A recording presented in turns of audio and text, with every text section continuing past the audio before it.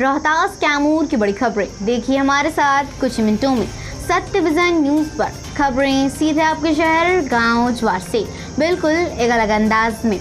समाचार शुरू करने से पहले पिछले न्यूज बुलेटिन में पूछे गए सवाल, रोहतास कैमूर के रास्ते यूपी में कितनी बालू की ओवरलोडेड गाड़ियां रोज जा रही हैं, जिसका सही जवाब है 1000 और सही जवाब दिया है महेश राम डीएसपी और सूरज प्रकाश ने। आज भी इस न्यूज में आज दिखाए गए न्यूज से जुड़ा हुआ एक सवाल होगा, जिसका देना है अब कमेंट बॉक्स में जवाब।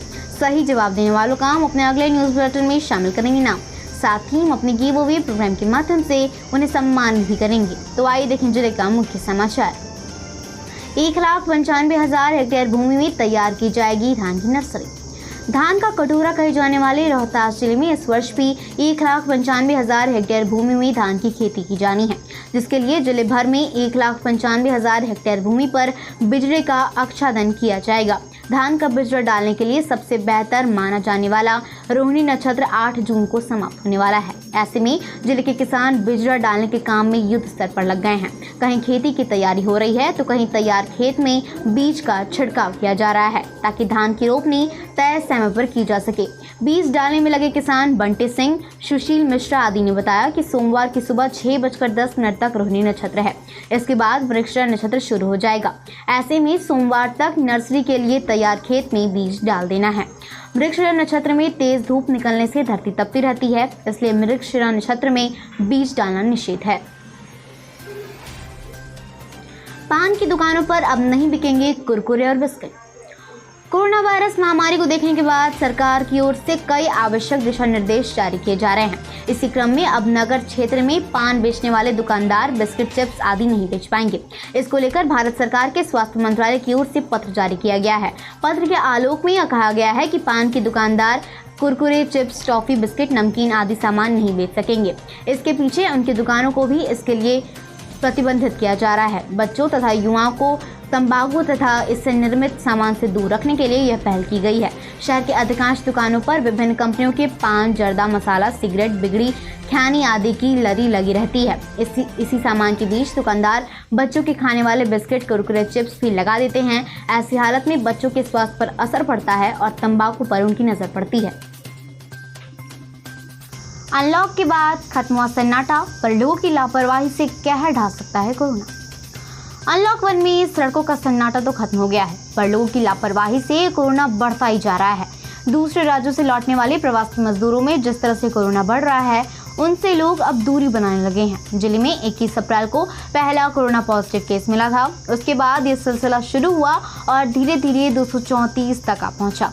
अभी भी बहुत सारे प्रवासी हैं जिनका सैंपल कलेक्ट नहीं हुआ है और कईयों का जांच रिपोर्ट अब भी पेंडिंग है। ऐसे में खतरा और बढ़ने से इनकार नहीं किया जा सकता। गुरुवार को मिले पॉजिटिव केसों में से 13 पॉजिटिव केस विक्रमगंज अनुमंडल के हैं। विक्रमगंज अनुमंडल क्षेत्र के अलग अलग जगहों पर कोरोना के मामले सामने आए थे।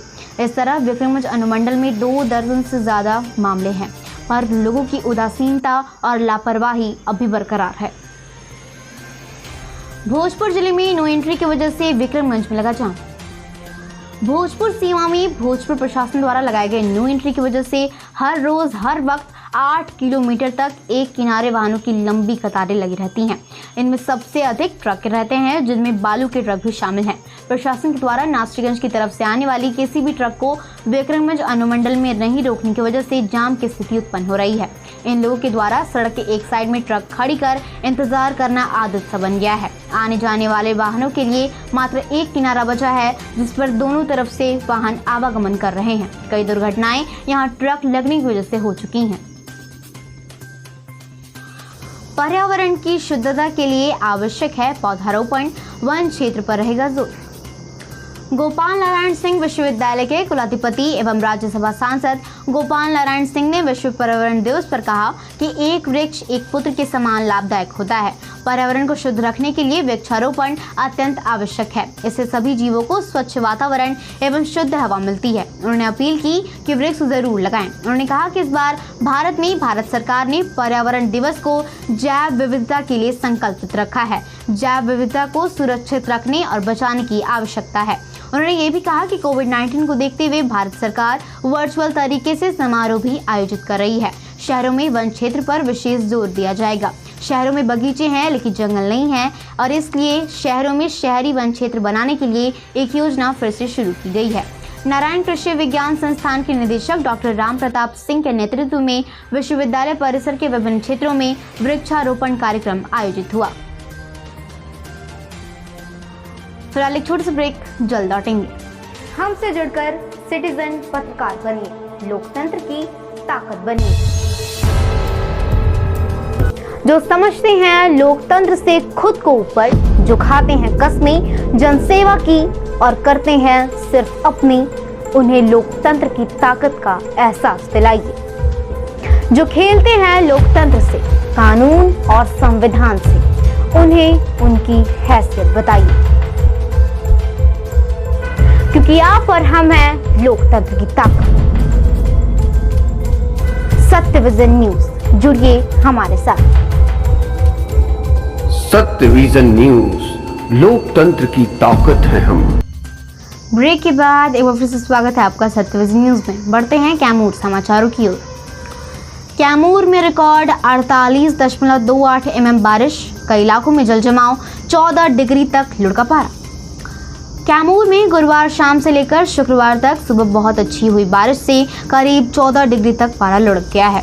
भीषण गर्मी के बीच अच्छी बारिश होने से जनजीवन को काफी राहत मिली है। जिला सांख्यिकी विभाग की रिपोर्ट बताते हैं कि जिले में अगले 4 दिनों तक आसमान में बादल छाए रहेंगे, जबकि हल्की बारिश की भी संभावना जाहिर की गई है। मौसम का पूर्वानुमान है कि जिले में शनिवार से लेकर अगले मंगलवार तक आसमान में बादल छाए रहेंगे।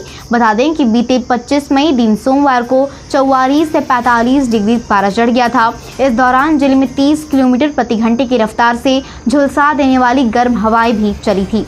इससे जनजीवन पूरी तरह से अस्त व्यस्त हो गया था।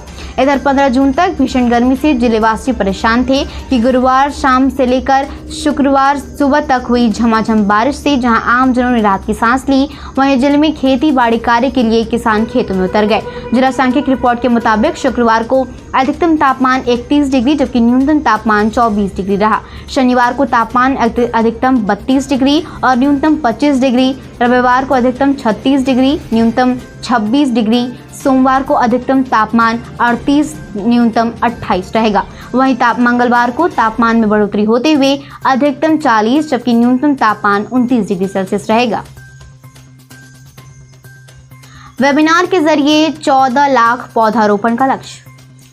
पर्यावरण दिवस के मौके पर कैमूर वन प्रमंडल में कोई कार्यक्रम आयोजित नहीं हुआ, लेकिन वेबिनार का आयोजन किया गया। इस आयोजन में मुख्यमंत्री नीतीश कुमार, उप मुख्यमंत्री सुशील कुमार मोदी सहित भारत के सेवानिवृत्त वरीय पदाधिकारियों ने वेबिनार में हिस्सा लिया। इस दौरान पर्यावरण से संबंधित कई विषयों पर गंभीरता से चर्चा की गई।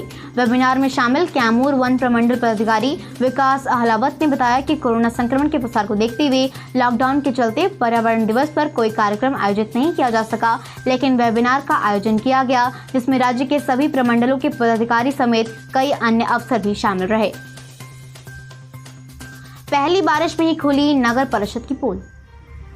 मोहनिया अनुमंडल के विभिन्न क्षेत्रों में गुरुवार की देर रात से शुरू हुई झमाझम बारिश ने मोहनिया नगर पंचायत क्षेत्र में साफ सफाई की व्यवस्था की पोल खोल के रख दी है। लगभग 7 घंटे हुई तेज झमाझम बारिश ने पूरे नगर पंचायत क्षेत्र में जगह जगह जल जमाव की स्थिति उत्पन्न हो गई है और नाले का पानी सड़कों पर बहने लगा है। नगर परिषद नगर क्षेत्र के सड़कों का हाल बद से बदतर देखने को मिला।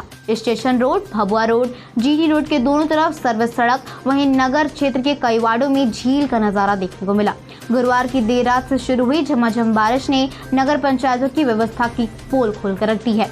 नगर परिषद क्षेत्र के वार्ड संख्या 7, 8, 11 में तालाब का दृश्य देखने को मिल रहा है। पहली बार हुई झमाझम बारिश से नाली की साफ सफाई की भी पोल खुल गई है। रामगढ़ में मुख्य नाला जाम होने से सड़क पर जमा हुआ पानी। गुरुवार की रात व शुक्रवार को रुक रुक कर हुई बारिश से आमजनों को काफी दिक्कतों का सामना करना पड़ा। एक तरफ रामगढ़ बाजार की मुख्य नाला के जाम होने से पीएनबी बैंक के पास मुख्य सड़क के किनारे पानी जाम हो गया, जिस वजह से आमजन काफी परेशान दिखे तो बाजार के दुकानदार भी परेशान नजर आए। उधर रामगढ़ बड़ौदा रोड में सफर करने वाले लोगों को भी काफी फजीहत झेलनी पड़ी। बताते चले कि बाजार के व्यवसायियों के द्वारा नाला जाम की समस्या से स्थानीय प्रशासन व प्रतिनिधियों को कई बार अवगत कराया गया है। कुछ माह पूर्व नाला साफ करने की बात बताई गई थी, कोरम पूरा करने के लिए पंप सेट के माध्यम से टैंकर के जरिए बाजार के मुख्य नाले को साफ करने की कवायद शुरू की गई थी, लेकिन परिणाम शून्य निकला। गुरुवार को बरसात से पहले हुई बारिश ने रामगढ़ के विकास की पोल खोल दी है। बरसात से पहले रामगढ़ बाजार के जल निकासी की व्यवस्था अगर नहीं की गई तो बरसात के दिनों में दुकानों में पानी का जमा होने से नहीं रोका जा सकेगा। जदयू के वरिष्ठ नेता रामकेशी भारती का हृदय गति रुकने से हुआ निधन। सासाराम लोकसभा के पूर्व प्रत्याशी सह जदयू के वरिष्ठ नेता रामकेशी भारती का हार्ट अटैक से मौत हो गया। शुक्रवार की सुबह लगभग 9:30 बजे जब स्वर्गीय भारती मोहनिया के अनुमंडल गेट स्थित अपने आवास पर थे, तब अचानक उनके सीने में तेज दर्द हुआ और परिजनों ने आनन फानन में उन्हें मोहनिया अनुमंडल अस्पताल पहुंचाया, जहां अस्पताल के चिकित्सकों ने उन्हें मृत घोषित कर दिया। इसके बाद परिजन मृतक के शव को लेकर अपने आवास पर पहुंचे, जहां परिजनों में शोक की लहर दौड़ गई। स्वर्गीय भारती की मौत की खबर सुन विभिन्न राजनीतिक दलों के नेता, बुद्धिजीवी व सामाजिक कार्यकर्ता उनके आवास पर पहुंचे और मृतक की आत्मा की शांति के लिए स्वर्गीय भारती को श्रद्धांजलि दी। स्वर्गीय भारती सासाराम लोकसभा क्षेत्र से सन 1990-91 में राजद की सीट पर 2 बार चुनाव लड़े थे। पहले चुनाव में छेदी पासवान से वे मात्र 1000 वोट से हार गए थे। इसके बाद सन 2000 में भी मोहनिया विधानसभा में राजद के उम्मीदवार रहे थे। फिलहाल आज के समाचार बुलेटिन को साथ इतना ही। आपका दिन मंगलमय हो। अपना का ख्याल रखिए, घर में सुरक्षित रहिए, कोरोना महामारी से बचकर रहिए, 3 से 6 फीट की दूरी बनाकर रहिए। हम फिर मिलेंगे आपसे अपने अगले बुलेटिन में। हमारा प्रयास आपको कैसा लगा? अगर हमारी कोशिश आपको पसंद आए तो हमारे वीडियो को लाइक करें, अपने दोस्तों के साथ शेयर करें। अगर आप हमारे चैनल पर नए हैं तो चैनल को सब्सक्राइब करें और आज के समाचार में सबसे अच्छी खबर आपको कौन सी लगी हमें कमेंट बॉक्स में ज़रूर बताएं। और अब आज का सवाल आज के समाचार में सही है। हमारे सवाल का आप कमेंट बॉक्स में जवाब दीजिए। अगर आपका जवाब सही हुआ तो हम अपने अगले न्यूज़ बुलेटिन में आपका नाम शामिल करेंगे। साथ ही हम अपने गिव अवे प्रोग्राम के माध्यम से आपको सम्मानित भी करेंगे। तो आज का सवाल है, कैमूर में वेबिनार के जरिए कितने पौधों को लगाने का लक्ष्य रखा गया है? Option number A 14 lakh, option number B 14,000। अपना जवाब हमें कमेंट बॉक्स में बताएं। नमस्कार, आदाब, सत श्री अकाल।